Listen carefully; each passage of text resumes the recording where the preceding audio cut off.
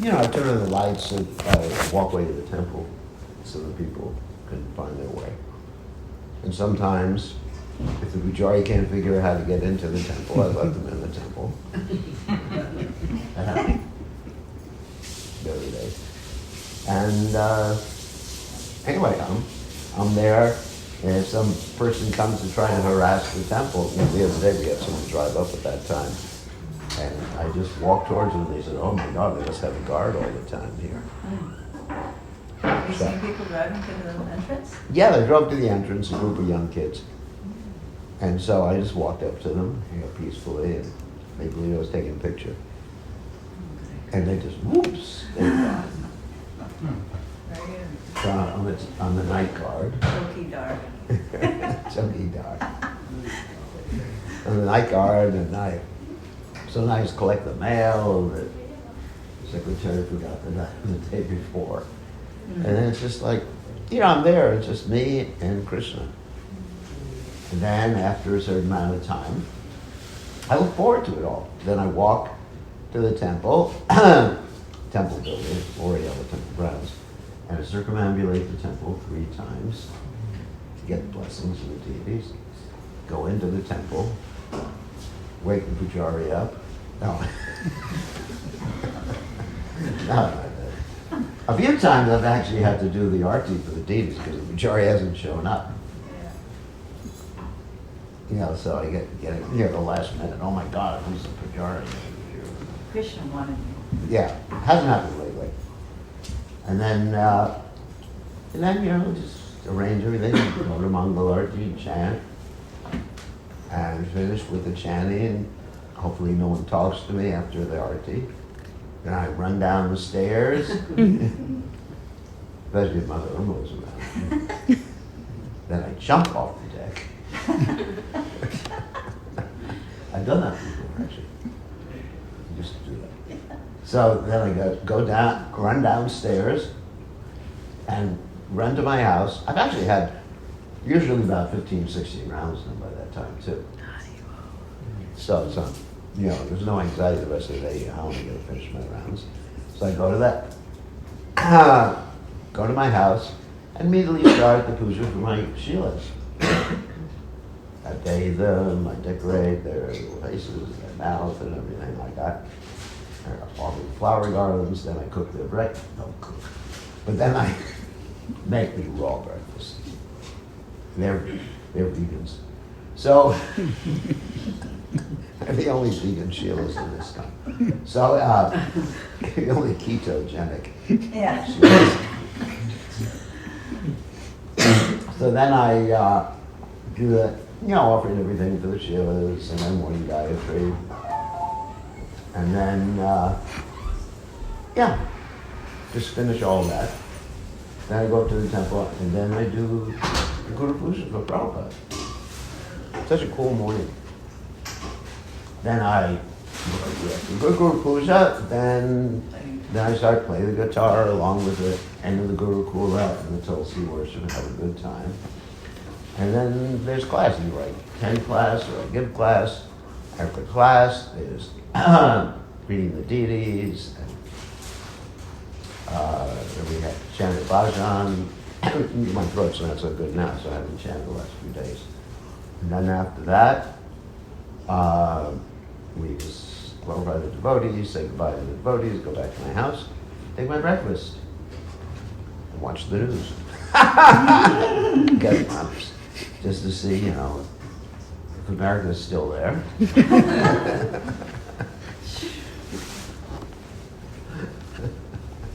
I haven't lost my citizenship yet, just things like that. And then after whatever is planned for the day. So then, sometimes I take a little rest after breakfast. And then after that, whatever's happening, studying or, just planning the construction, helping to plan the fundraising now, because we're absorbed in that. And actually doing all my correspondence, GBC work, correspondence with disciples, And, throughout the day, sometimes going out exercising, sometimes going out on preaching programs, sometimes going out to a bank, whatever. And then that's it. That's it. And then at about 3 o'clock, putting everything in the Vitamix Yeah.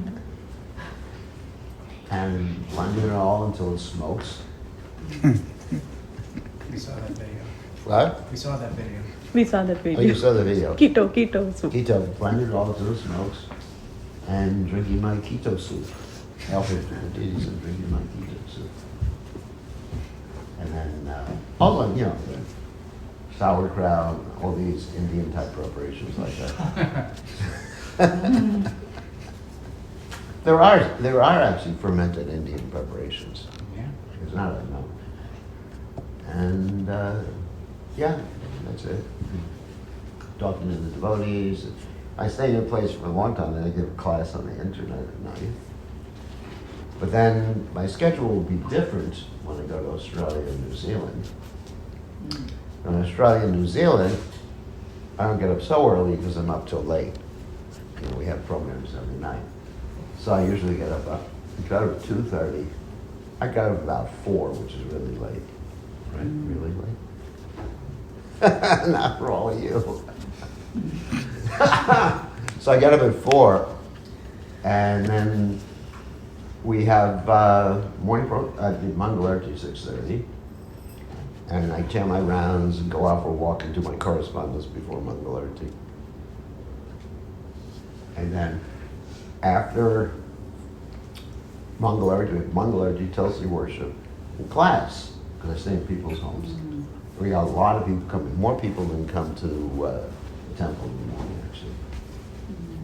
I have larger attendance in Australia and New Zealand. And then after that, after a brief interlude, maybe catch up my email and things like that, then we go out and visit about 8 or 10 people, including the last visit, which is actually like the evening dinner and program. And that's it for the day. Pretty full day. You try to exercise and things there, though, right? Yeah, so in the morning I take my walk, I exercise. Wherever I stay, there's places to exercise. I go to Australia, I stay in a house right next to one of the main parks of the city. And so I exercise, that's where I chant and exercise in the morning. If we go to New Zealand, they're near a farm area, so there's plenty of places to exercise there. In Fiji, the temple is situated on this real steep road, so I just walk up and down it. Mahamudra will tell you that, right? Yeah. The Suba temple. Okay, come in. We're just waiting for you. So the main thing is I like what I'm doing. Just to answer your question, I'm engaged according to my psychophysical nature. I like to talk to people. I like to do projects for Krishna. I like to, there's a little bit of management there, but not too much. But I'm not, I know what don't like to do. I'm not an artist. I know how to design PowerPoints, but it drives me crazy. Doing any sort of design work, I know the technique and everything, but any sort of artwork drives me bananas. And I'm really bad at it too. You have AI tools for What? creating. You have AI tools, free tools for creating the. I know, that's why Slides. I like AI. Because we don't need devotees anymore. Yeah, everybody's expendable. I even have an AR guitar player, and this is Mahamantra's last time playing the guitar. Is Jaga coming, or? Yeah, he was helping Dr. Latar install something he sells. Oh, okay. So I got to start until Jaya comes. So, but people up here, see who we missing. missing also Chaitanya. Where is she? Does she know about it? Oh, yeah. Is she coming or? I don't know. She was sort of dodgy. She's like, I gotta cook. And She doesn't have to cook tonight, does she? she cooks the evening offering, but I said, you can come early and go later. It's She only was gonna come for an hour. She's cooking the evening offering. Yeah, she wanted to. Haribol, Kushangi. Yes, I definitely need her to come. Should I go What, over there and what drag time's her? the evening offering cooked? It's not, it doesn't have to be upstairs till 6:45. It doesn't take that long. But she could have come. Yeah. So they could Do you have her number? Yeah, but she doesn't answer the Oh, phone. she doesn't answer the phone. Why don't you go over there? And, I can go. I mean, we're not going to start right away anyway. Okay. We're just hanging out. That's a new expression people use. Hanging out? Yeah, they talk to, well, we have that expression too. But, you know, friends, they say, would you like to hang out with me? To me, that means, you know, wasting Krishna's time. Isn't it? I mean, time is so valuable. You don't know. It's like our lives are like an hourglass, where the sands are just trickling down. With every rising and setting of the sun, a day is passing, and one's life is lost. Thank you. You know what? Oh, she's here? No, go call. Go get her. See? You're Dee Dee.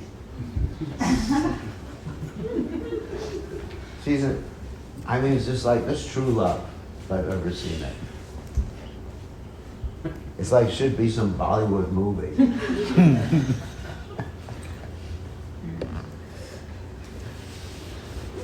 I hired the best husband in the whole world. That's the name of the movie.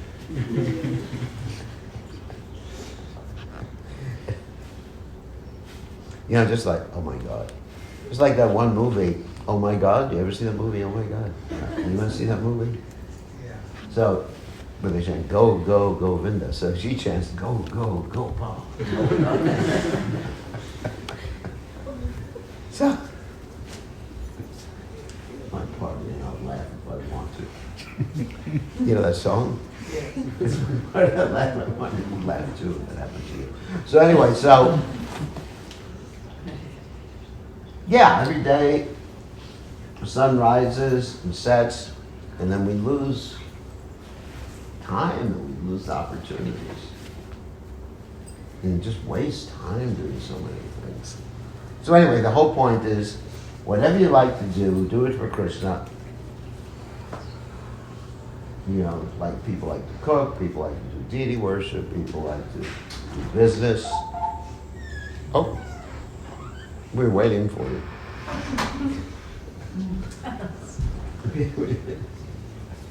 People like to do business. People like to speak. Yeah, you got to figure out what you like to do. You shouldn't do something just for money. Then life is miserable. If you're just working for money, that's not a good thing.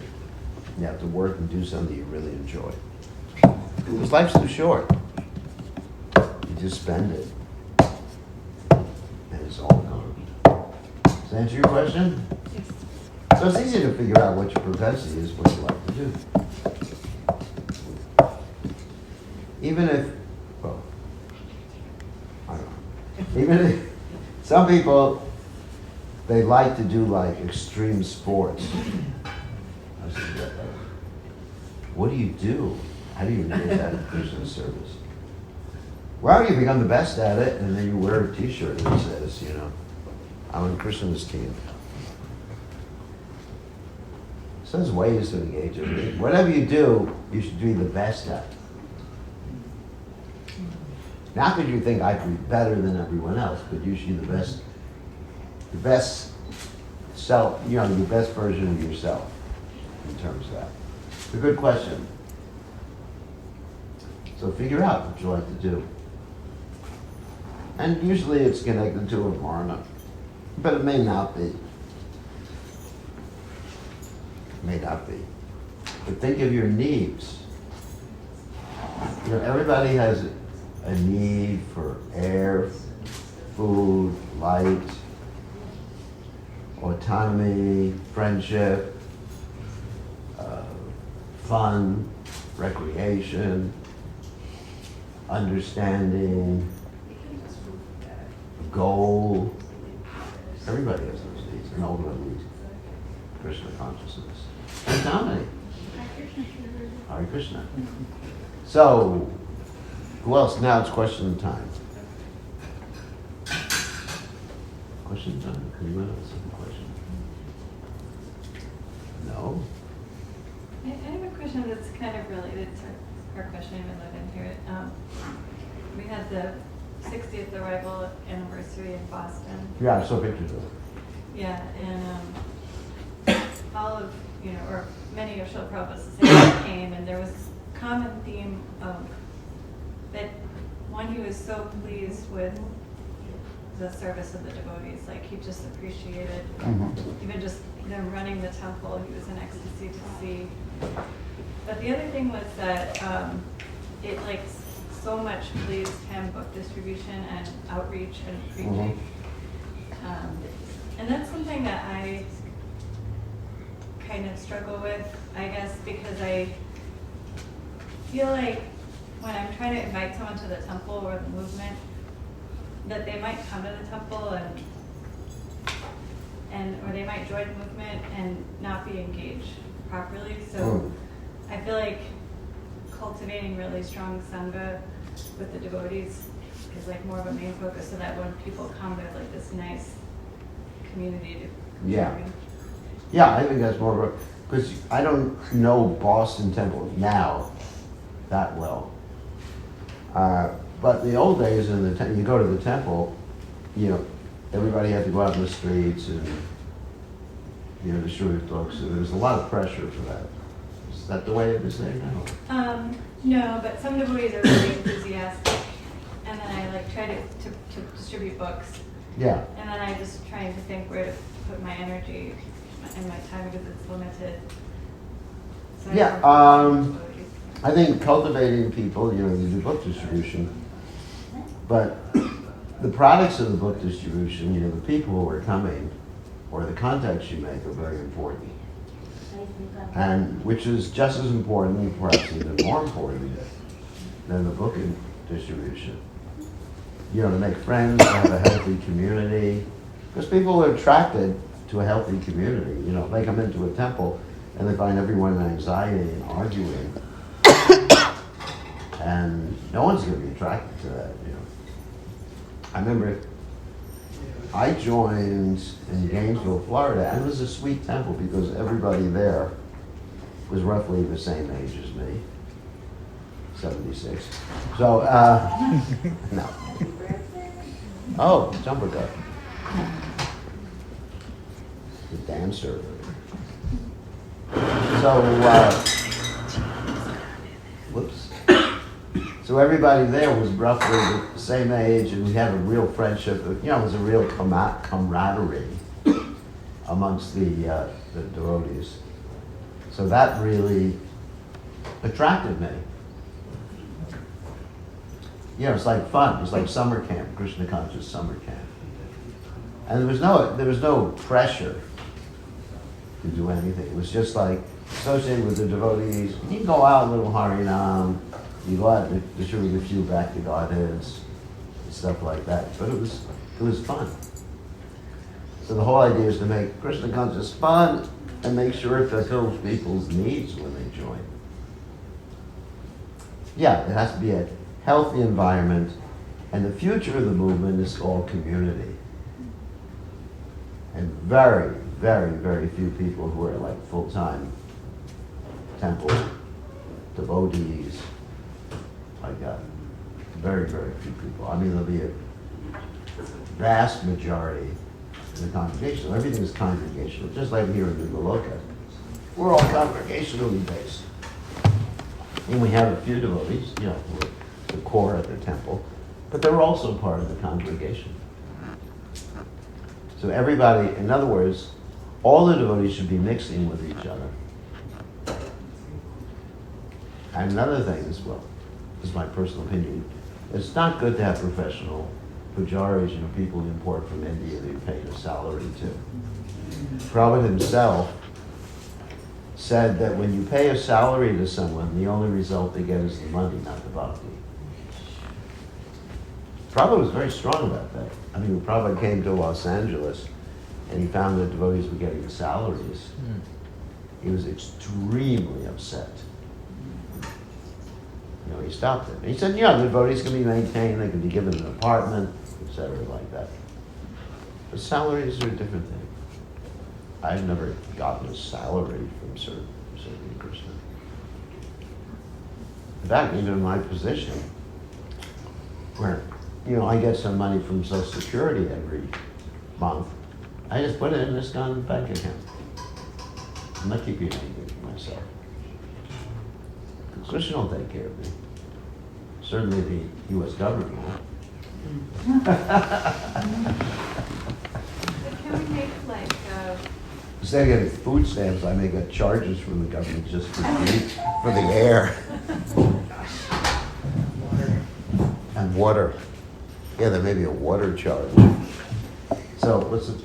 Oh, sorry, I was just thinking if devotees stay do full-time service in the temple 20 years, they might need money for when they're too old. I would say there has to be adequate arrangement. Just like we have one devotee who's been doing service her whole life, Chintamani. She's taken care of. And in America so far, when someone gets that old, they get Social Security. So far. But in New Goloka, we're dedicated, devotees like Chintamani, whether she can do service or not, she's going to be taken care of. The temple's committed for that. Anybody who's done service their whole life, except for me, I got kicked out. But She's still serving. yeah, she's still doing service, but even if she wasn't, hypothetically, so there has to be that. That's why I said community. The community supports. Therefore, we don't give people unrealistic expectations and have 20 brahmacharis in the temple and tell them Krishna's going to see. That's a recipe for disaster, because there's no way economically that amount of people can be supported in the future. I mean, I look at some of the Indian temples where they have hundreds of brahmacharis, and I think these gentlemen are going to get old, and they're going to be, 60, 70, whatever. I mean, I'm still functional at my age. So, can you imagine thousands of brahmacharis, because you have different generations of brahmacharis, and you only have a certain amount of producing people. That's the problem in American society right now. There's the aging of the population. That you have a certain amount of people paying into Social Security, and more people proportionally who are collecting Social Security. So the Social Security fund is actually diminishing very, very quickly. So if ISKCON, the leaders in ISKCON don't look to the future like that,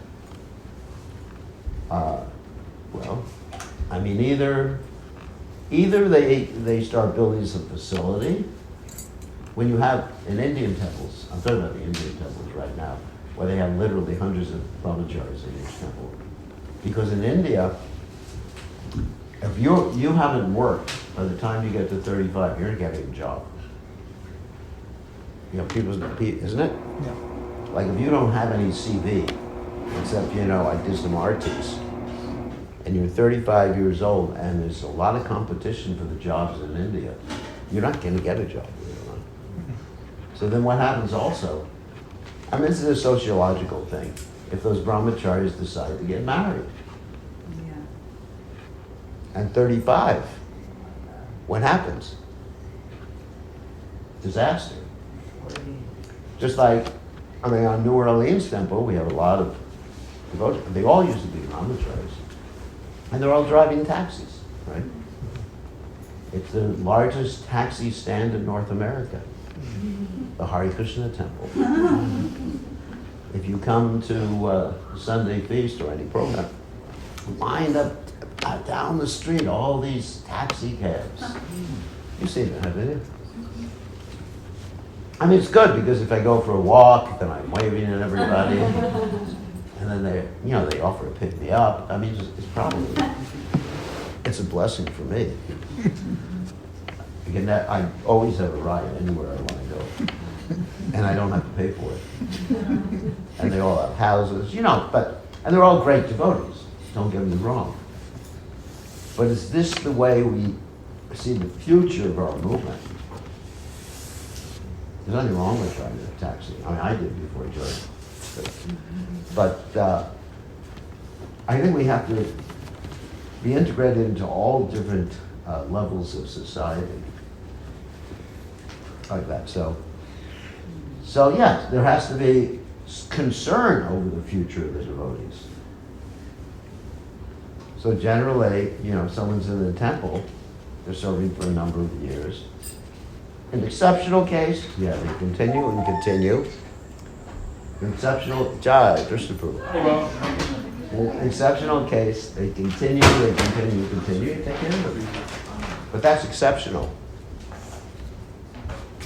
In most cases, we encourage them to get trained up in Krishna consciousness, spend a year or two in Krishna consciousness. Like Daya, right?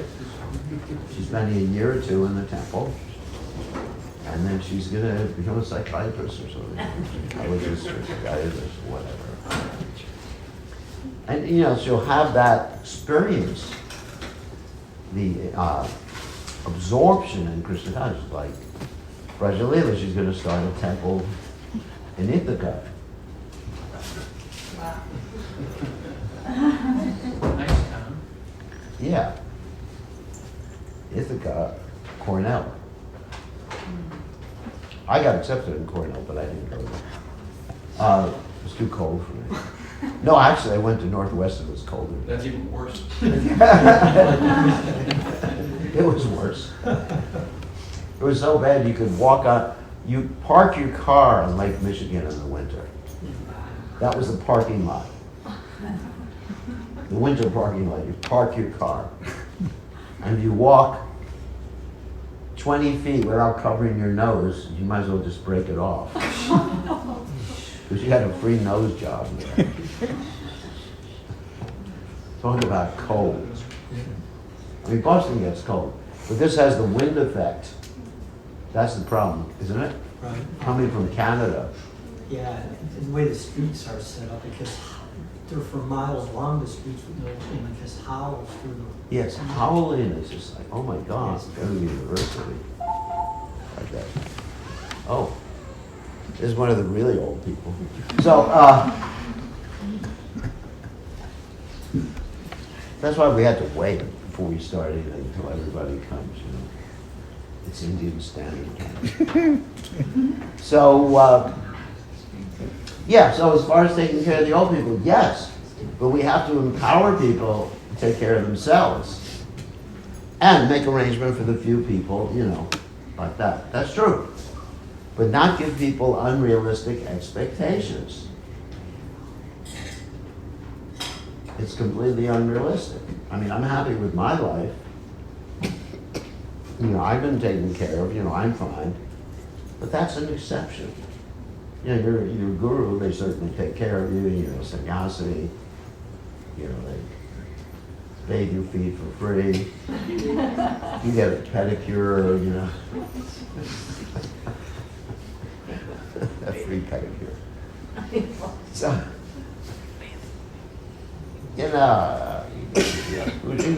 that's, but everybody can't be like that. So that's right. Yes, we have to make arrangement, but that's the arrangement.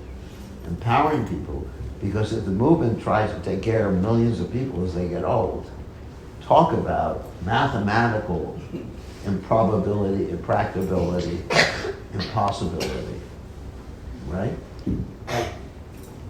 It's impossible. It's impossible.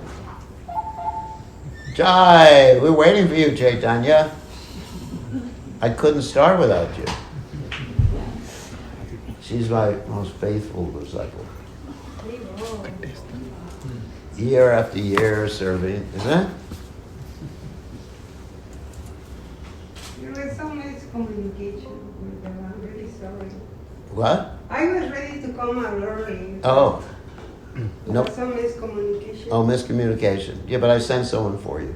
That Thank you shows very much. that shows we care. Yes, but I have to go in maybe in about half an hour. Oh my God. Because And you can come back after you do this service, or excuse me?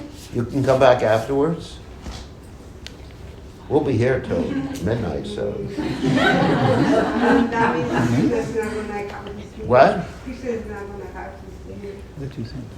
I mean, I cook in the evening for him. Yeah, but the evening offering is all offered at 6:45, right? Yes. You can come at that time. No, who's gonna cook the evening offering? It's me. No, but it's finished at 6:45, right?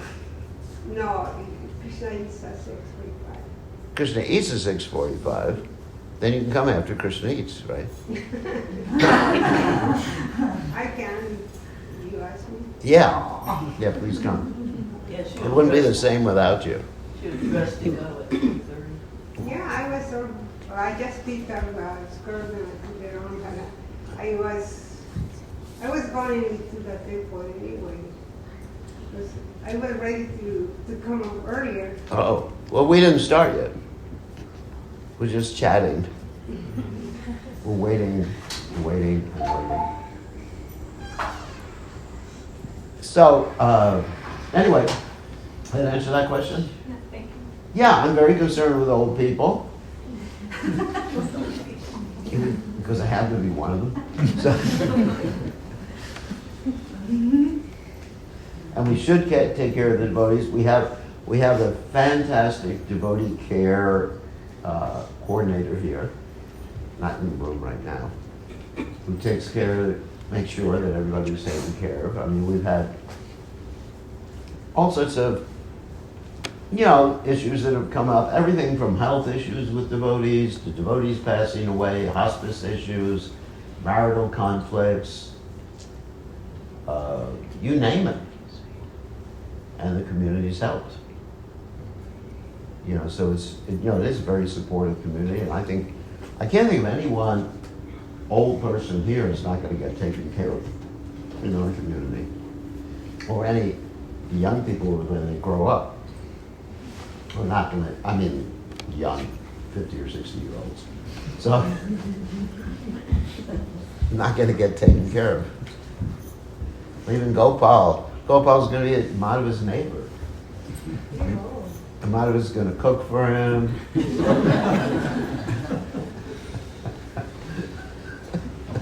and bathe him, tuck him in bed at night. Sing him lullabies.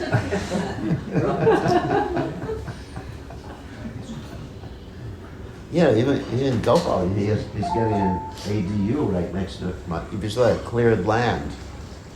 Oh, is that what that's cleared about? Oh, okay. Yeah, Is that for? that's for Gopal's house. Gopal's house. I see. Yeah, because we want Madhava to keep an eye on him. Bring it on board. There you go. Oh. All the way from Orlando. Wow. Hari, hari. Oh, you want to sit in the sofa?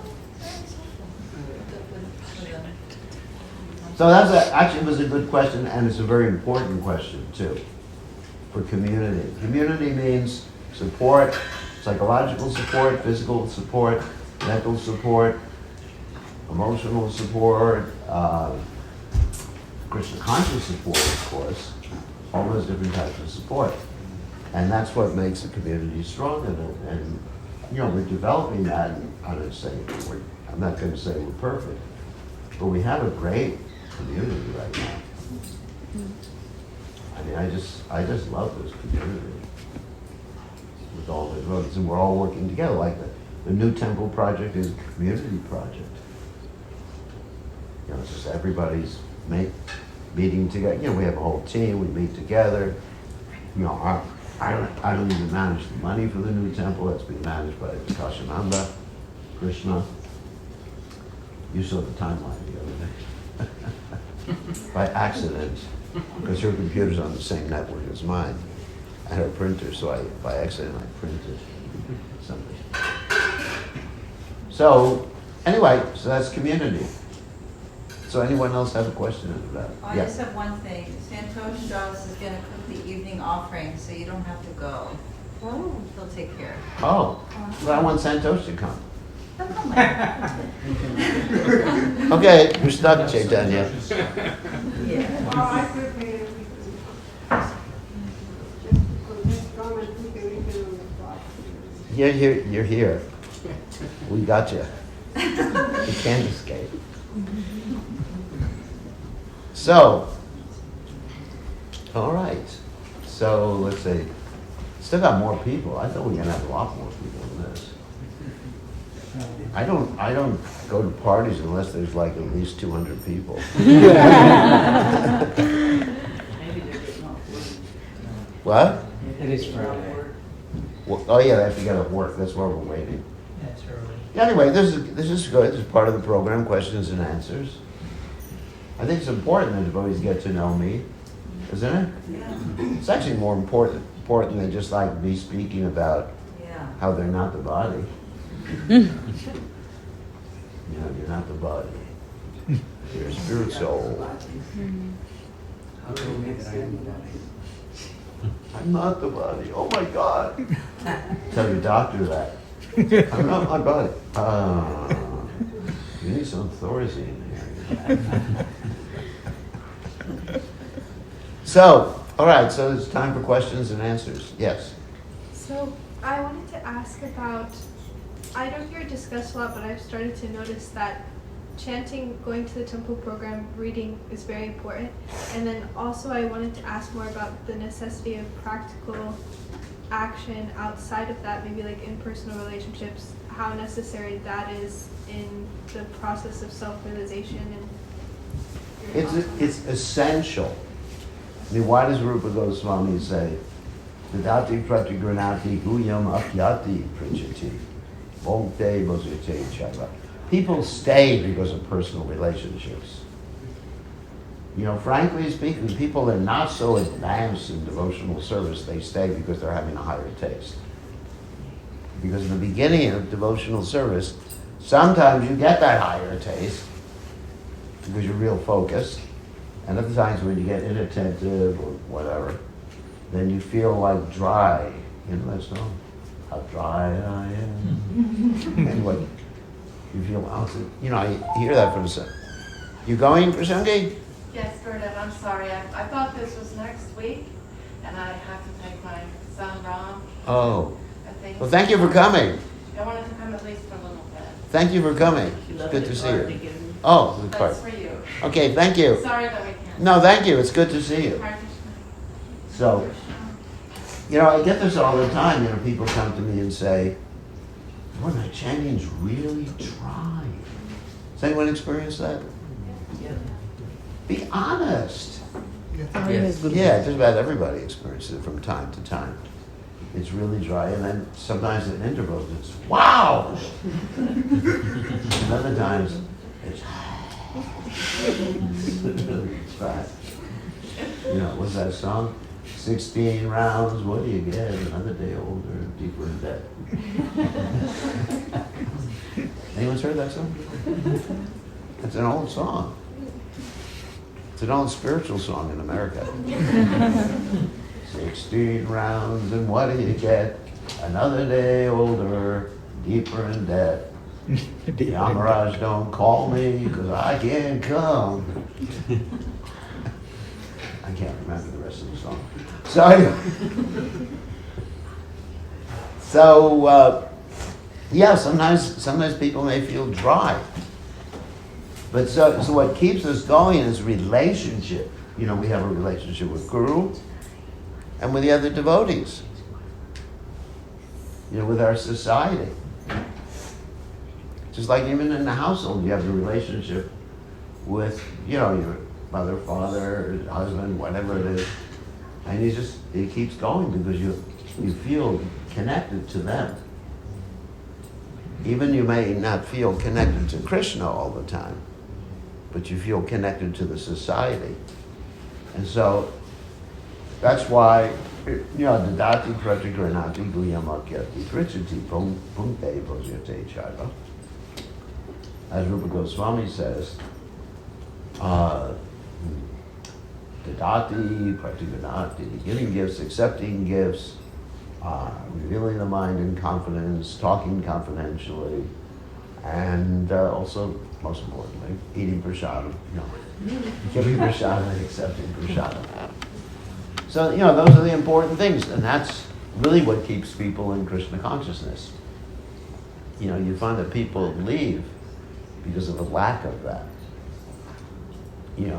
Just like when Prabhupada left the planet, a lot of the relationships became strained for a variety of reasons, but because the movement, unfortunately, trying to find the right phrase, really emphasized the hierarchy more than the relationship, and especially the guru on top, and then it just became there were the cult-like aspects that occurred at that particular point.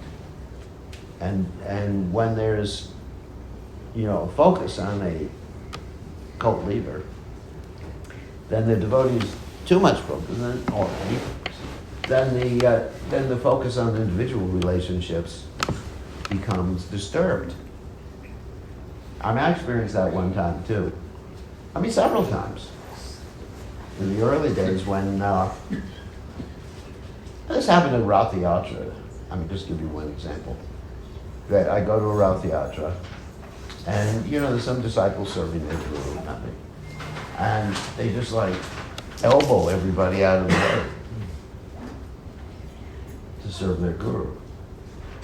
And there's a guru, amongst his godbrothers, and they're holding an umbrella over his head and not really concerned with the disciples, the other godbrothers or anybody.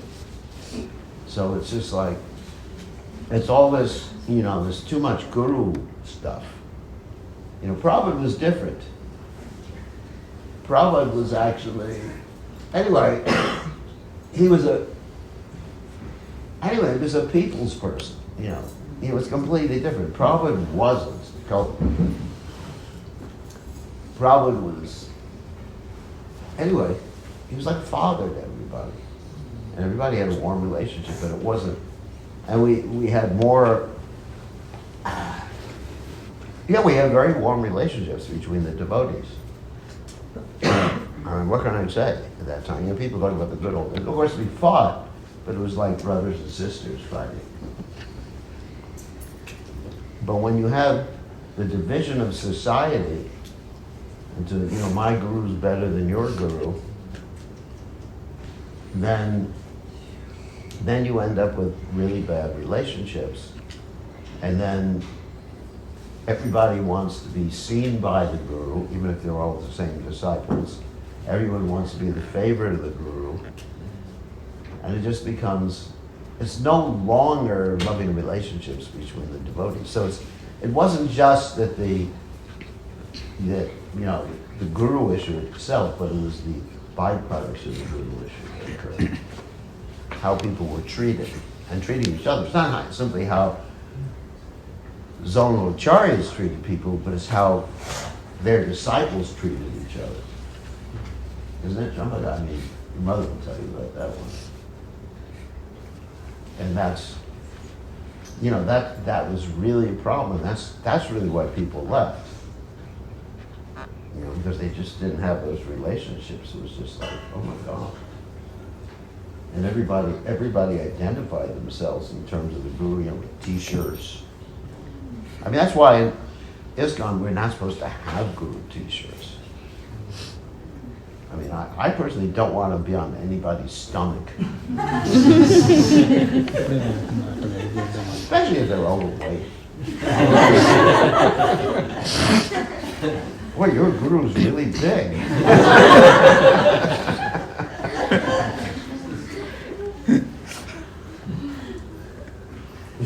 Yeah, can you imagine that? And guru buttons, guru's books. Oh, Pranameshwari, Hare Krishna. So that's about it. All right. Good to see you after so many years. So yeah, anyway, my approach to taking on the position, taking on the service of initiating gurus, I'd like to be everyone's friend. I mean, I know there has to be some etiquette, but I don't want to see any sort of like groupism or, hero worship. I want to be a cult leader. It drives me crazy. I just want to be Krishna conscious and help the devotees become Krishna conscious. That's the important thing. Oh, good. We're getting more candidates. Jagat Guru, did you fix the wires yet? No, I had to give up. I'll fix them for you. I know how to do it. I've broken plenty of wires. So, we're all on the same team. And the guru can be considered like the coach of the team. But oh my God, think of all those funny jokes. But he's not, I can't say this. He's not the team mascot. That's the way people approach. You know what a team mascot is? That's like that funny bunny rabbit who hops into the field in the middle of the football game. Or the bear. Or if you're in Florida, the alligator.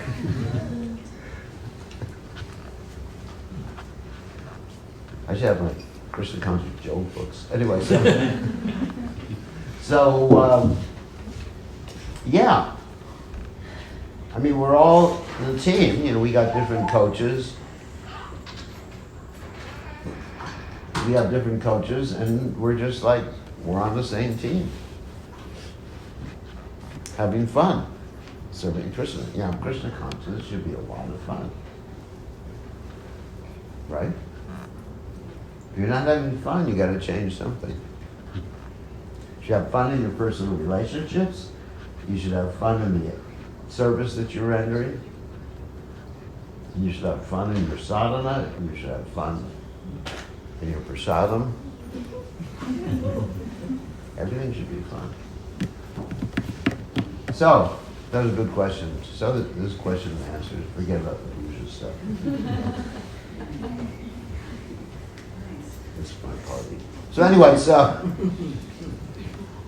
I like being spontaneous. Rituals don't appeal to me. So anyway, who else has a question? Yeah, go please. How do we keep our uniqueness? Because what we have to offer is unique, but then integrate in so many different levels of society without getting absorbed in that. Yeah, it's a challenge that requires, there's no set answer to that because everybody's an individual. But we should definitely keep our unique contribution. Sometimes, like the way I dress the deities is too unique. So that contribution should not be made. And the uniqueness of Krishna consciousness. What? More than just individuals. Oh, yeah. Well, I think we have to insist upon being individuals. And if someone wants to circumvent that, if someone wants to curtail that, we shouldn't tolerate it. I think that need for autonomy is very important. Autonomy and creativity. It's not that we have to cookie cutter all the devotees so they all come out exactly the same. Like in the Star Wars, the army, what's the army called? Oh, yeah. Clones. The clone army? The stormtroopers. Yeah. It's not that we cookie cutter the devotees, it's just that everybody should be just unique, a personality to himself or herself. And we have to respect that.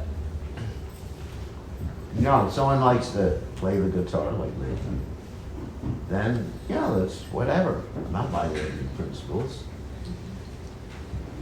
Or if someone speaks in a different way like me, I'm justifying everything I do. So,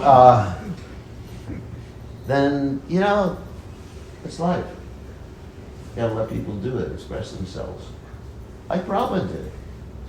But I'm also, you know, how do we keep Krishna consciousness unique and not cookie cutter in itself? So, in other words, so that it stands out. At the same time, try to integrate so many different levels of society and I think just be yourself when you relate to people. Got it. Just be yourself. Don't be anybody else. That's the main thing. Like, you know, sometimes I go places with Gopal. Oh my God. And so he has a certain aspects of his personality. Like, for example, I mean, years ago we went to buy a car. And I said, give me the best possible price. So he said, okay, let me bargain. I said, I'm not going to watch this. Because I don't like to see people cry. So that's his aspect. You know, the person, he loves to do it.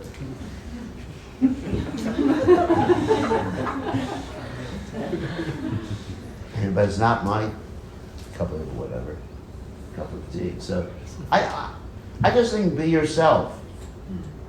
I mean, I've experienced, since I've been in Krishna consciousness, after all these years, I'm more and more myself after all these years. When you're really young, you don't really know who you are. You know, when I joined the movement, 21, it was more of a cookie cutter experience. But, people were individuals. But I think the more I experience, the more we mature in Krishna consciousness, or become immature in Krishna consciousness, but anyway, the more we mature in Krishna consciousness, the more our individuality comes out. Like you could see this, I knew a number of Prabhupada's godbrothers, really nice godbrothers. And they were all really unique individuals. After Prabhupada left the planet, I was talking the other day that, sometimes I would go to hear from Sridhar Maharaj.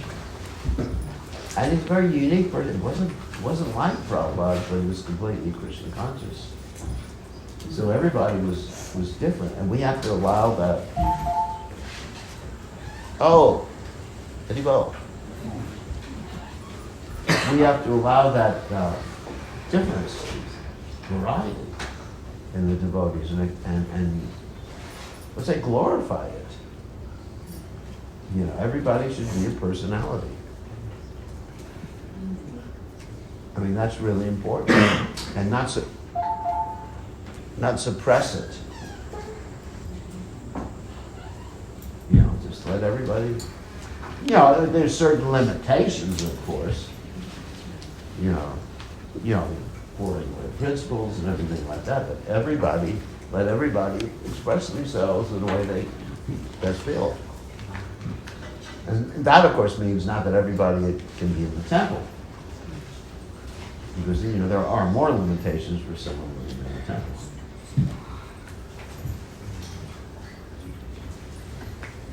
Does that make sense?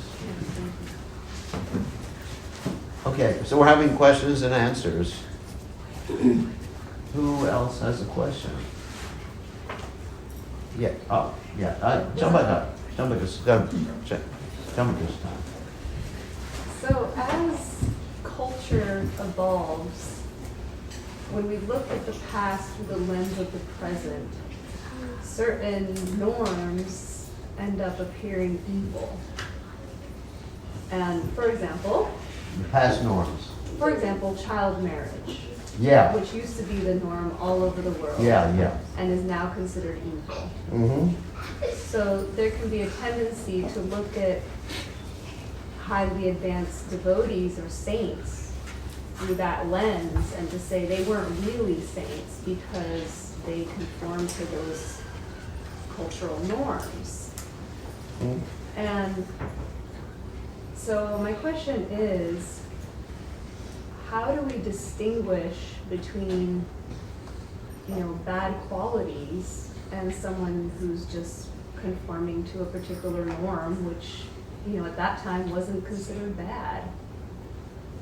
I mean, we could even look at Lord Ram, for example. Yeah. He conformed to a cultural norm that we would definitely consider evil nowadays. Yeah. And he's a supreme lord. Yeah, Ram was, 16 when he got married, and Sita was 12 or something? Yeah. Yeah.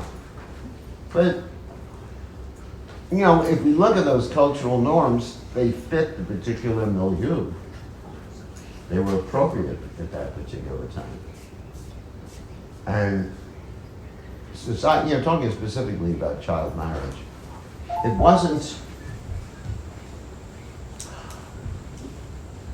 based upon exploitation. You have to see that you know this. Hello. Rishikena, Rishikesha, Seva, Bhakti, Uchute, Shri Chaitanya, Maha. So anyway, good to see everybody. You have to see the purpose, how it worked, whether it was effective in that particular culture for accomplishing the goals of the culture and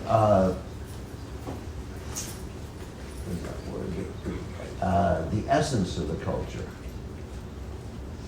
I think too often we look at the details and we may condemn a particular culture for certain details, but those details are adjustable according to the milieu. And at that particular time,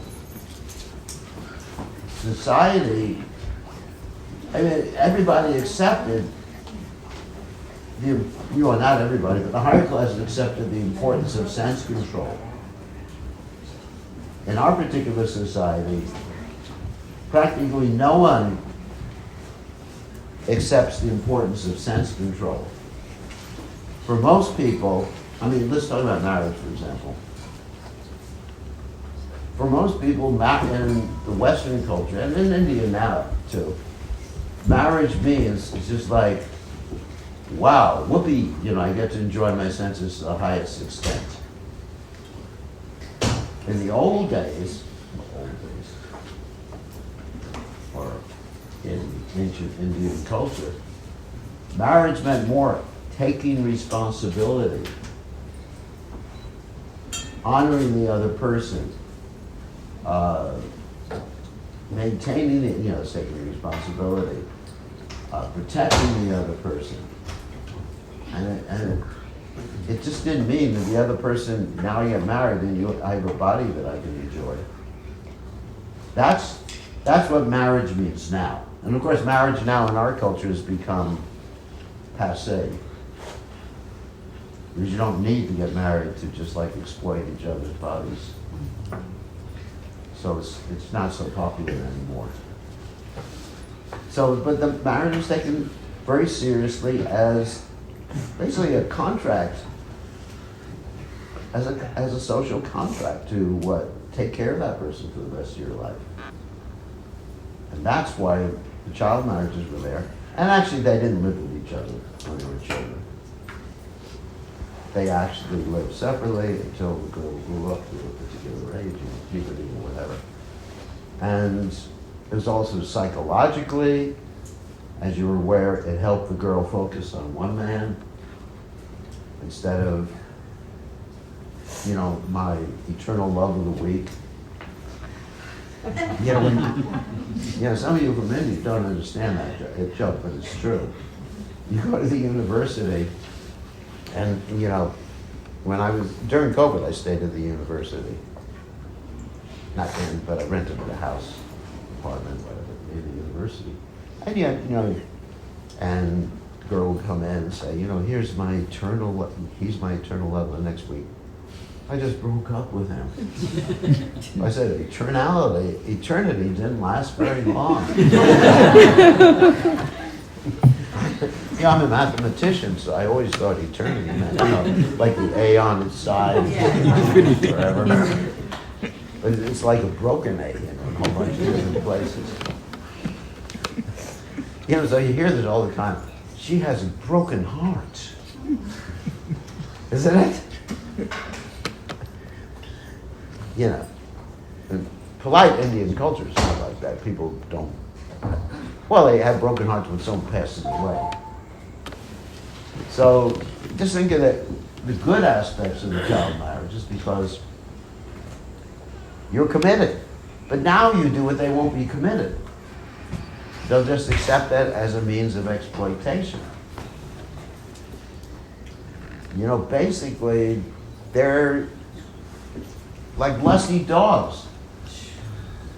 I hate to use that expression, but people nowadays, they're just lusty dogs. They're exposed to the media. In India, too, there's more, let's say, public posters of, lusty affairs than there are in America. I don't even see movie posters in America anymore.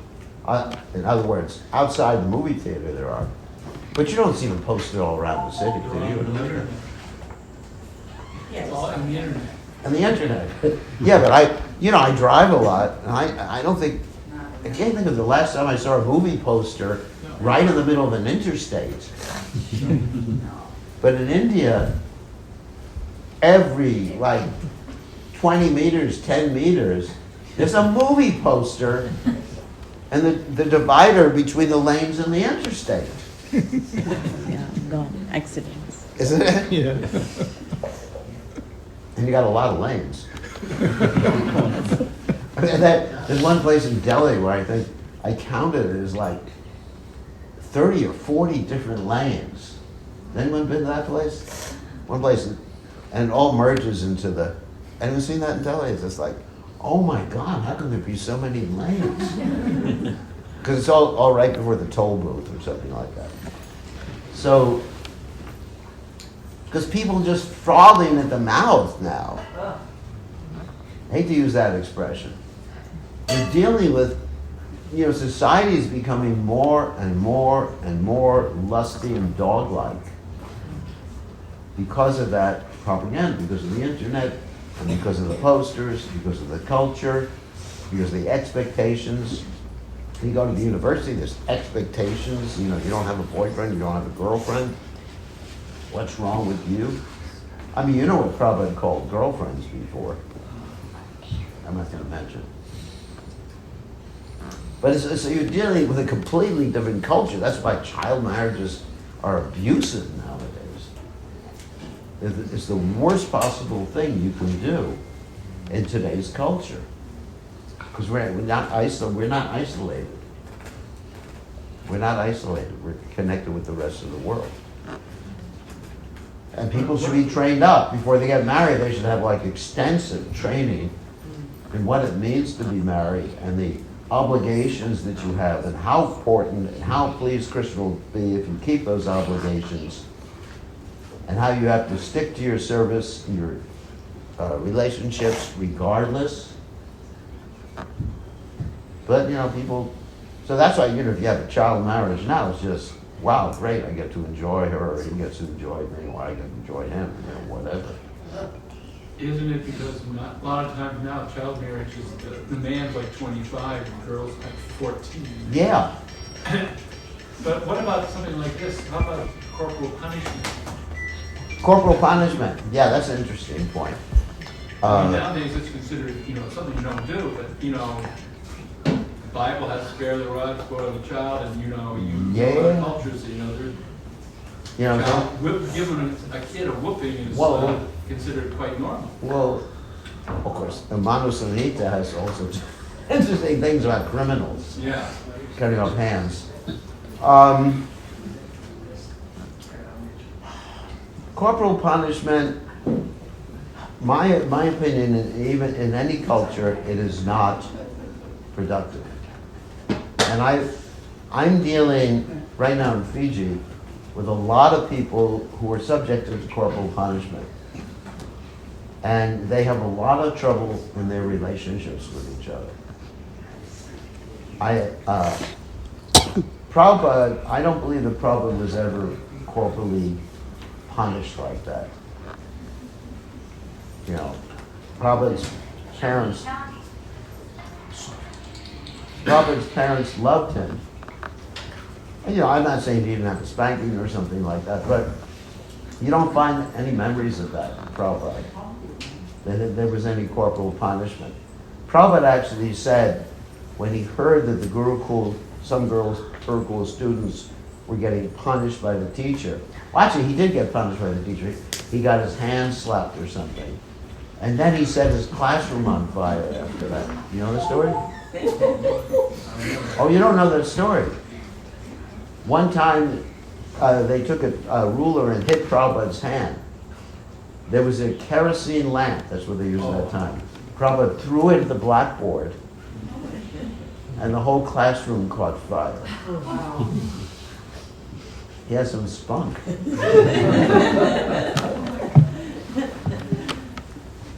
I did a similar thing. When the teacher punished me, I put a whoopee cushion under her seat.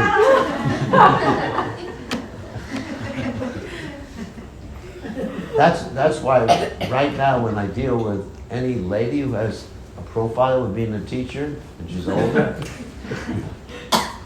I get very rambunctious, isn't it? Very rambunctious. So I don't think, I mean, dealing with people in Fiji who I would say 90% had corporal punishment when they were young, they have so many psychological issues, relationship issues. I mean, really serious relationship issues. They're afraid of their parents. Their brothers fight each other. I mean, I could give a whole litany of experiences I've had with people in Fiji who've gone there. There's so much politics there.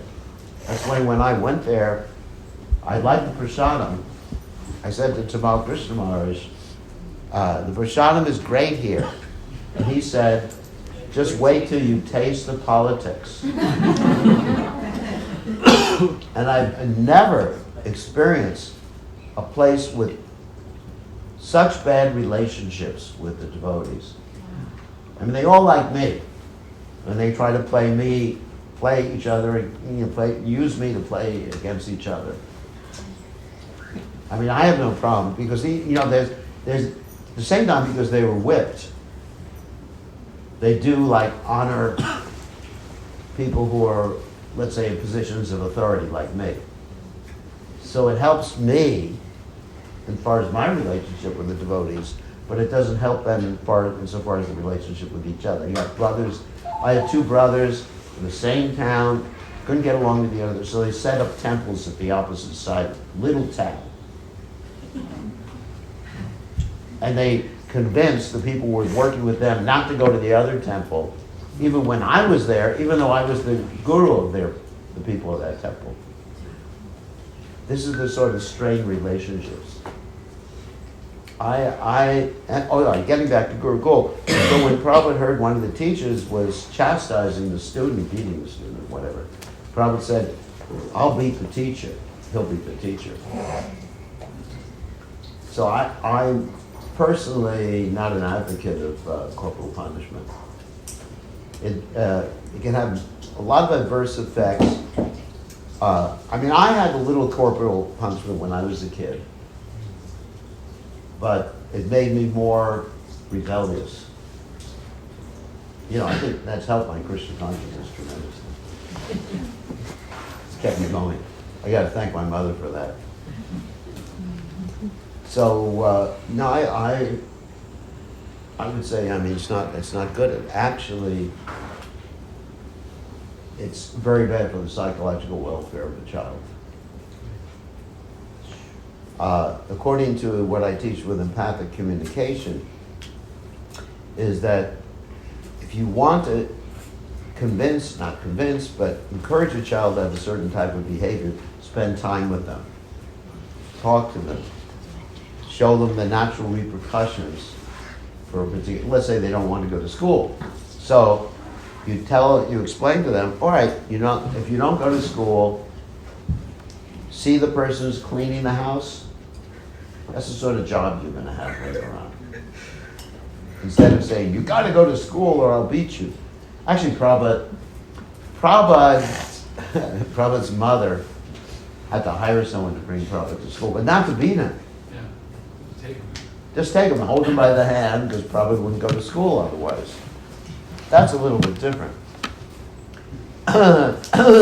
But what I would do is I'd spend time with someone, facilitate, and trying to facilitate them in understanding what are the repercussions of not going to school, or repercussions of doing this and doing that.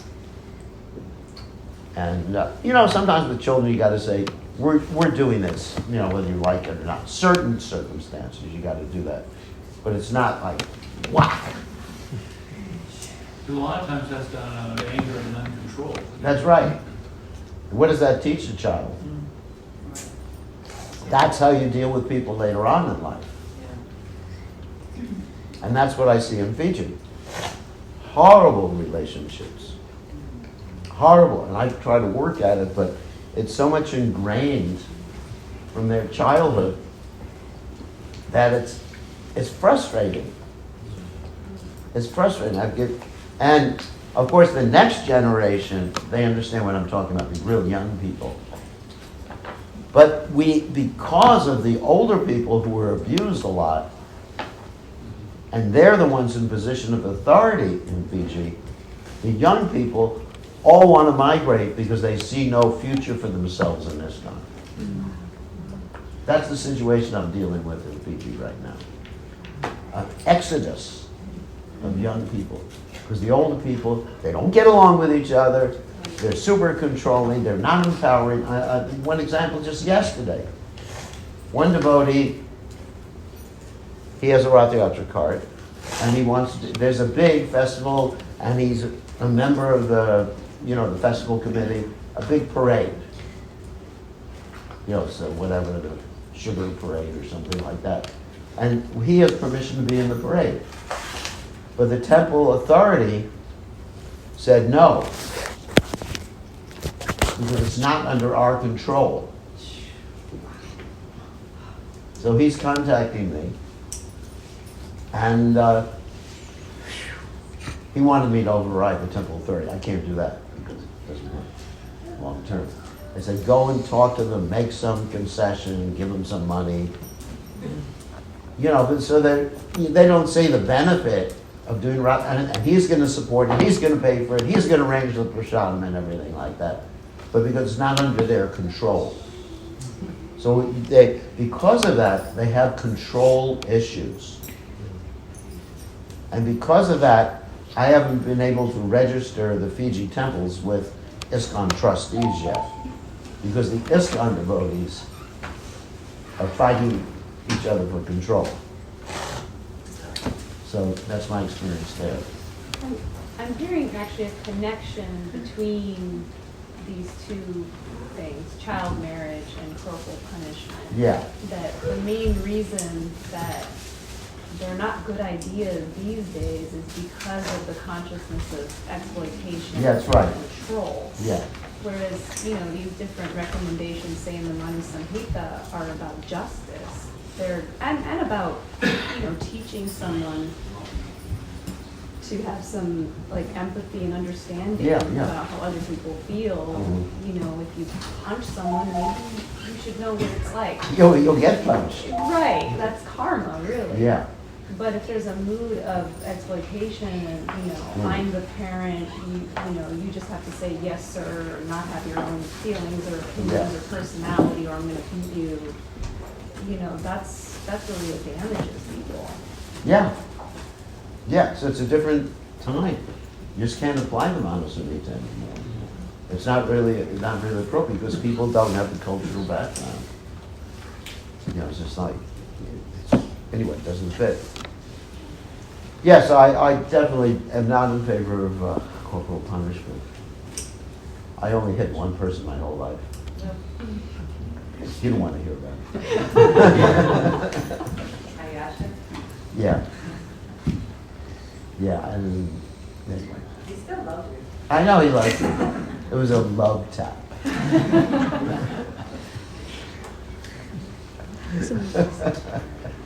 Maharaj, when we are doing Jivadaya and Vaishnava Seva, Yeah. How do you find the balance between people pleaser, or how do you draw that line saying that, okay, I'm doing Vaishnava Seva, Jivadaya, but at the same time, I don't want to become a people pleaser. How? No, I mean, that's called a brown noser. But anyway, people pleaser, no, you just always tell the truth without an idea that you want to control them, that's all. You know, if people are ready to hear, and if they're not ready to hear, then you don't tell them anything. I mean, we want to please the Vaishnavas, but we don't want to go along with nonsense. But we tell them that.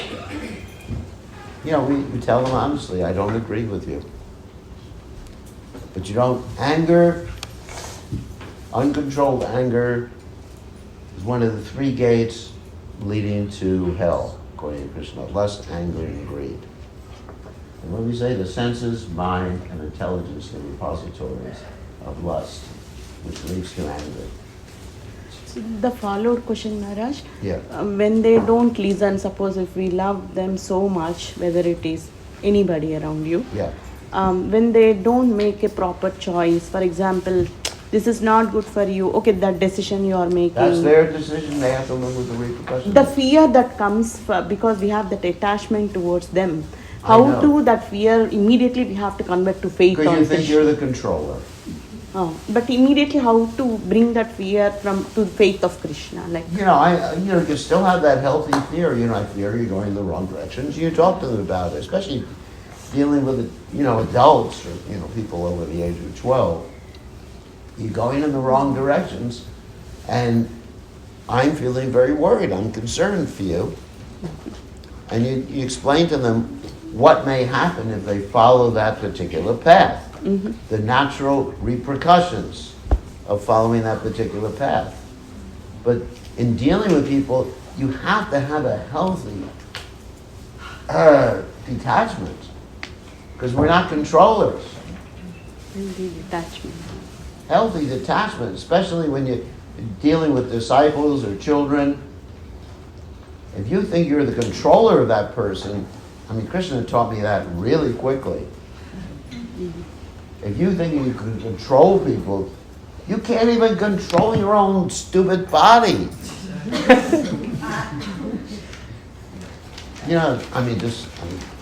Hate to be scatological.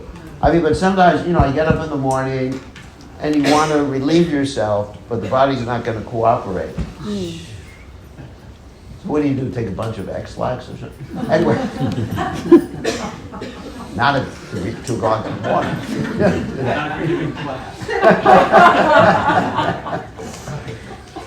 I can't even control my intestines. I can control my heart, sometimes my heart's beating, oh, look at this, it's beating real fast. I just, slow down. Actually, I found a way to slow it down, but I'm not going to tell you. It's non-drug. Actually, I found a way. It's actually a fact. You want to hear it? Yeah. Yes. You have this parasympathetic nervous system. If you actually do an earlobe massage, it slows down the heart rate away. That's why when you're apologizing,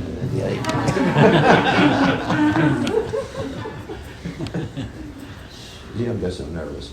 No, but it's true. Actually, there's the sympathetic nervous system and the parasympathetic nervous system, and the nerves actually come down here, and they're right behind the ear. So you can slow down the heart. Some people, if you see real fancy, they start pulling their ears and do ear massage, but it actually works. But anyway, getting back to the point, I can control my body. What do? Tell a cavity to go away? Isn't it? So how do you expect to control other people? It's about the fear, Maharaj. I'm fearful I'm going to die. What can I do about it? You know? You have to have a healthy detachment, otherwise you're going to be in anxiety all the time.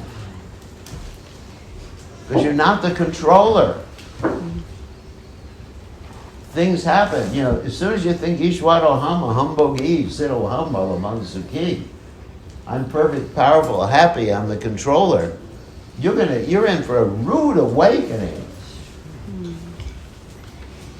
You can't control your children, right? You're saying, no, I can't say that for my parents.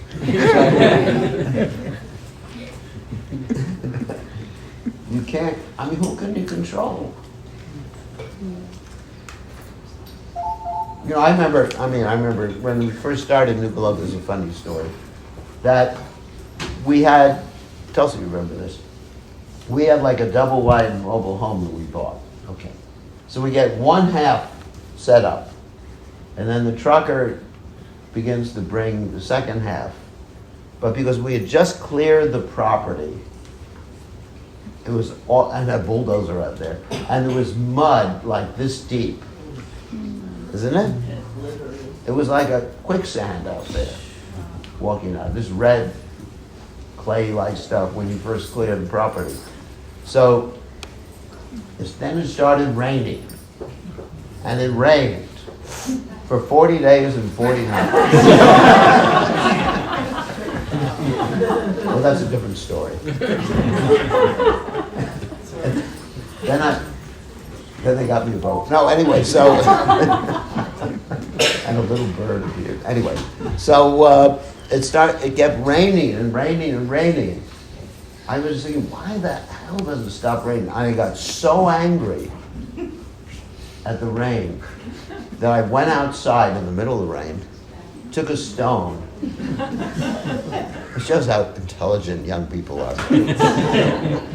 I was young. I wouldn't do that now. And I said, damn you, Indra.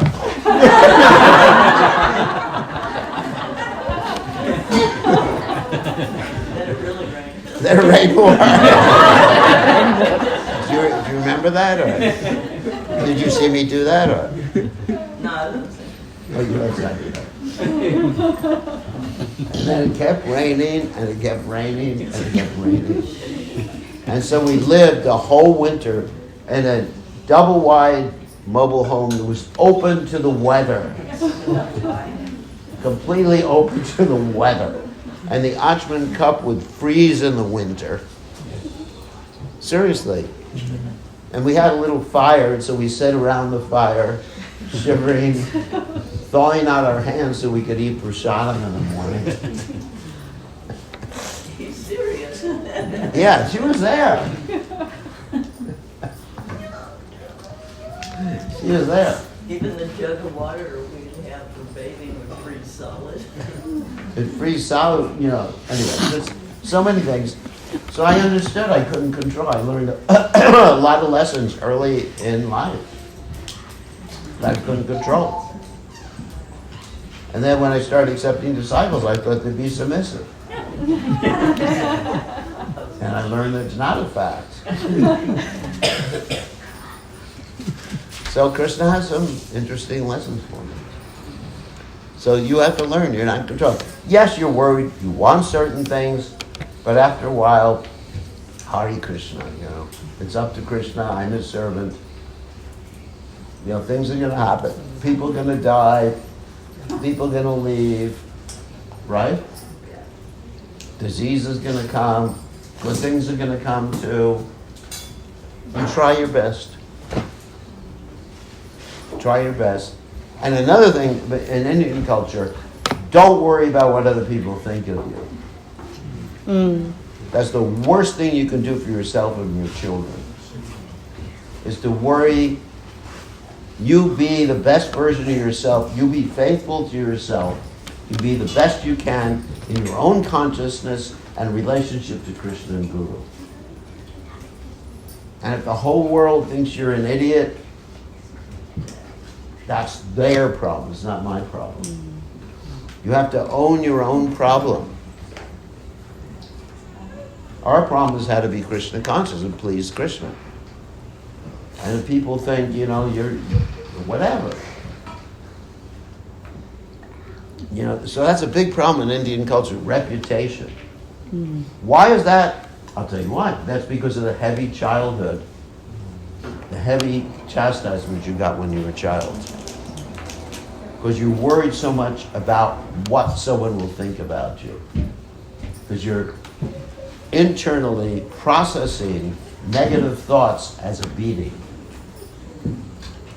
That's really. But life goes on. Life goes on, At the beginning of Krishna consciousness, I was so worried what other people would think. I'd go out in the street in a dhoti, and if somebody would drive by, I'd duck into the nearest storefront, in case it might be my friend seeing me wear a dhoti. But who cares? It's just you. It's basically just you and Krishna, and you care about other people. That's true. But to care about your own prestige doesn't do any good. Good. I mean, it's a simple thing. It's interesting. Gopal. So, Interesting, Darshan. you're talking about the connection between being beaten as a child and worrying about what other people think. Yeah, So, people form their personalities very, very early in life. that's right. 2, 3, 4, 5 years old. And when parents are, whether it's corporally or otherwise, Yeah, what it sort of forms a connection in people's brains between pleasing someone and survival. yeah. So how do you get over the survival instinct that kicks in when you feel like maybe the person that I think I may be dependent on survival isn't pleased with me? Come to me for therapy at $500 an hour, I'll be starting to GoFundMe. It takes a lot of internal work. A lot of internal work. Yeah, what you're saying is true. I mean, a person's personality is pretty much fixed when they're 4, 5, 6 years old, yeah. And it's hard to undo things, but with a lot of personal work, you can change. At the same time, neglect is not good. You have people, here's another issue, interesting issue. You have people who were neglected, their parents sent them away to, I'm not going to say good, cool, no word, to boarding school. And they didn't have the love of their parents, and they turn out really bad. I mean, we have some present leadership in America that's like that. They really didn't have the love from their parents. And so they have no capacity for love. It's just not there. You just said, it's almost like a sociopath. So good follow-up questions. That's like a generational thing. It happens from. That's right. One That's like how your parents deal with you, you'll deal with your kids. Yeah. And someone else's parents, their parents dealt with them that way, and then the grandparents were dealt with that way. So how to break a multiple generation cycle of that? Move to America. And then you become an ABCD. You know what that means? When I go to New Zealand, it's NZBCD. In Australia, it's the same. New Zealand's different. But as you rightly pointed out, even from the very top, all the way to the bottom and everywhere in between, it's the same in America. Neglect, abuse. Yeah, neglect and abuse, yeah. And And no stress on relationships and commitment to relationships. Yeah, it's a sick society. America's a very sick society. Very sick society. The whole world is a sick society now. You know, basically everywhere from North Korea to Israel to America to Russia, they all have their versions of sickness. So we have to form a healthy society in Krishna consciousness and help the devotees who have come from the sick society, help them become healthy, have healthy relationships. And that's why it's very important to develop that within our society. Healthy, loving, caring relationships and empowering relationships, not disempowering. Love and caring doesn't mean if you care, if I care for you, so you have to do what I say. Or if you really love me, you would do this. That's actually emotional abuse. If you really love me, I could do that with disciples. If you really love me, you would turn over your bank accounts, mortgage your house. And then, so the way that you hear that if you really love me statement translates that I don't really love you, or I have to buy your love. You know, love should be unconditional. Whatever the child does, whatever the disciple does. Oh my God. So I have to practice what I'm preaching? Anyway. Whatever the disciple or... Anyway, let's just say child. Forget what I'm saying. Disciples have to listen. Otherwise they go to hell. But anyway, you know, so we have to be careful about that conditional love. Like I saw with Prabhupada, he loved everybody. He didn't like what everybody did, but he loved everybody. Prabhupada was kind to an ant. Prabhupada was kind to flowers. Prabhupada was kind to everybody. And sometimes a little tough love. But Prabhupada, you know, so a devotee has to be yastu sarvani bhutani anmanu pashyati. No enemies, you love everybody. All right, so it's going to be time for the ceremony, whatever. And that was the lecture for tonight.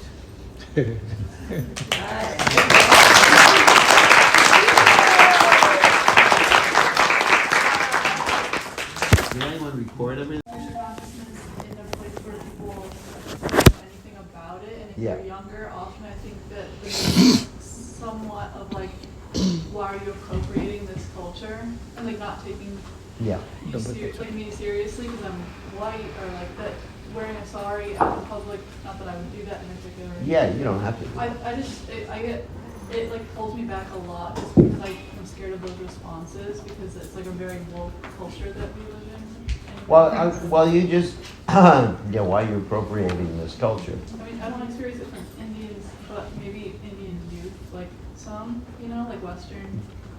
The Indians say that to you? I think that if they were like in college, they might be a little bit more like leaning towards thinking that way. Saying that way. Yeah, I would just say to them, like, you don't know what my last life was like. I mean, even if they... I would say, why are you appropriating your Western culture? That's how I would, you know, you're born in India. Why are you appropriating this Western culture? I mean, what's your problem, buddy? I'm attracted to it. I mean, also to, right, like, Western people as well. Like, I think that that's a move that people have. Yeah, so you don't approach, with Western people in the beginning, you don't approach it so much like the external aspects of the culture. You just talk the mantra chanting and Bhagavad Gita. And people respect Bhagavad Gita. You don't have to go out in sari or anything like that. Although, I do find for myself wearing a dhoti helps me, even with Western people. You know, we tried that. You know, we tried that in NC State. You know, first I tried sometimes just wearing like regular karmi clothes. Wearing, I look like Mahamudra. Thinner.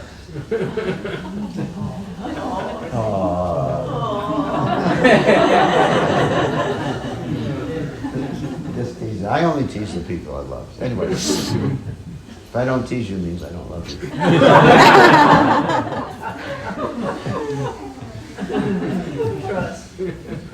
Yeah. So, yeah, I tried it, and then people just treated me like, whatever, one of the guys. So, with sannyasis, I agree that people should dress according to the culture that they're trying to approach. But with sannyasis, people have that expectation that you're going to look a little bit different. If I come out, with a big beard and long hair, so here's my Swami. That would work in India, actually. But they give a little bit more respect. Actually, what I experienced when we were at the university, people opened up really quickly and started talking about even their personal problems with me. You remember that? Just you would bring people to speak to me. And we developed a rapport with people first. And show some genuine interest, which I am genuinely interested in people. And so you develop this rapport, and then later on people begin to accept Krishna. At least that's my approach.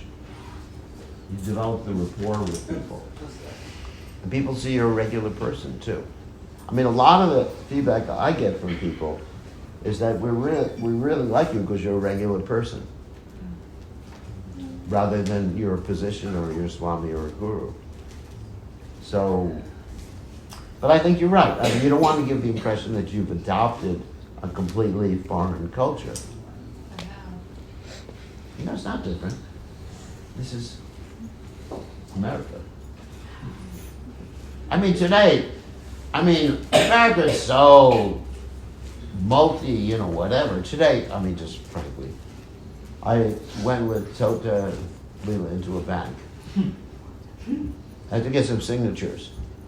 And we walked in and they said, well, is it a notary here? And then this person comes out and I said, I was thinking in my mind, is she for real? Isn't it? Yeah. I almost had a heart attack. I was a little, I was surprised. I was surprised. Oh my God. I had seen that person before. Yeah. No, but I liked her. Shocking of an appearance. We sat down. The appearance, I said, I've seen people like that, but someone like that works in a bank? I won't describe. But it was shocking. I think we're a hell of a lot less shocking than what I saw today. In the back, isn't it? I think I could wear a sari and I would be less shocking. So today in the back. So I think, in one sense, people are looking for faults. I was in university. I was a young person. I was an American. I am an American. Maybe. For the next few months. Anyway. Until I moved to Italy. They're selling a lot of villas there for really cheap in Italy, like $5. You know about that? So I'm looking into it. I was like that. But, I saw Prabhupada with robes, the devotees with bed sheets. It was a lot weirder then. Because the devotees would go out with a bed sheet, but with a bare chest. On Sankirtan. You see pictures of that? It's just like the men. But, and it was so, you can imagine wearing a bed sheet, how it fits, It's permanent press at least. You don't need anyone to iron it. But it was weird to me. But at the same time, at least Prabhupada never looked like weird to me. The devotees look weird. But Prabhupada never did. The Prabhupada was just like, that's the image of someone that I would expect. Expect that sort of image. But But I'm saying, you know, dhotis look weird, I had to be honest. But the saris never look weird to me. They look like, you know, just like you see the models sometimes walking around in saris, you know, isn't it? In Hollywood, where's that? Culver City, where our temple is. You know, our biggest clients at the temple store are Americans buying clothes. Did you know that? That's how they make all their money. $30,000, $50,000 a month. And these are movie stars and everything coming into the temple. They're buying saris. They're buying saris or gopi dresses. Madonna goes and buys saris. Yeah, Madonna. It doesn't, I mean, I guess I could talk to them, but like. Yeah, I don't know. I mean, it's whatever. I mean, but if it doesn't fit in, you know, then dress in Western clothes. Western clothes and teach yoga and everything like that. That's fine. I mean, whatever way we need to dress within reason to attract people to Krishna consciousness. That's all. I mean, I would dress in Western clothes if I thought it was more effective. I tried it. For me, it wasn't more effective. But for someone else, it may be more effective. Palena padachiyate. You judge for the results, that's all. Whatever works. You know, whatever works. You know, Mahamantra plays the guitar. It attracts people. You know, as soon as Dairadika heard Mahamantra playing the guitar, she said, you know, I want to be part of that movement, you know. As soon as she heard me play the guitar, she thought, he needs lessons, you know.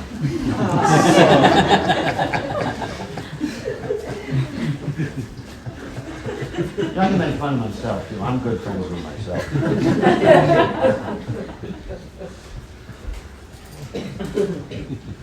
I love myself. We should love ourselves.